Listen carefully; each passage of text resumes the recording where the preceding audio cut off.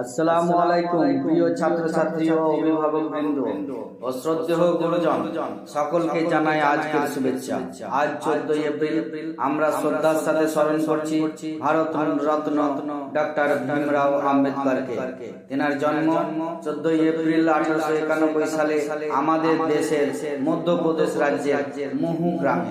তিনি ছিলেন মহার জাতের, যা তৎকালীন সমাজে অস্পৃশ্য হিসাবে বিবেচিত হতো। ছোটবেলা থেকেই তিনি জাতপাতের শিকার হয়েছিলেন, কিন্তু পড়াশোনার প্রতি তার আগ্রহ ছিল অপরিসীম। তিনি গ্রামের বিদ্যালয় জীবন শেষ করে মুম্বাই বিশ্ববিদ্যালয় থেকে বিএ পাস করেন। এরপর আমেরিকার কলম্বিয়া ইউনিভার্সিটি থেকে অর্থনীতিতে এমএ এবং পিএইচডি করেন। লন্ডন স্কুল অফ ইকোনমিক্স এবং গ্রেড থেকে আইন ও অর্থনীতিতে উচ্চতর ডিগ্রি অর্জন করেন।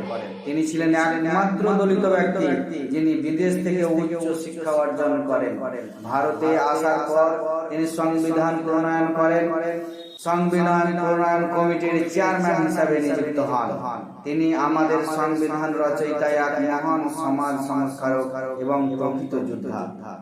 ডক্টর আম্বেদকর বলেছিলেন, শিক্ষা হলো সেই হাতিয়ার যা দিয়ে দুনিয়া বদলানো যায়। তিনি নিজে দারিদ্র্যের মধ্যে থেকেও পড়াশোনা ছেড়ে দেননি। অক্লান্ত পরিশ্রম করে উচ্চ শিক্ষা অর্জন করেন এবং হাজারো মানুষকে সাহস ও আশার আলো দেখিয়েছিলেন। প্রিয় ছাত্রছাত্রী, আজ তোমাদের জন্য সবচেয়ে বড় শিক্ষা হলো, তোমার পরিস্থিতি যতই কঠিন হোক না কেন, তুমি যদি চেষ্টায় অবিচল থাকো, তাহলে তুমি তোমার ভবিষ্যৎ নিজেই গড়তে পারবে। ভয় পেও না পরীক্ষায়, পিছিয়ে থেকো না কোনো সমস্যায়।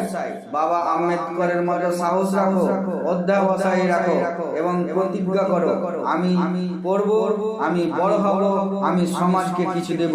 জয় ভীম, ধন্যবাদ।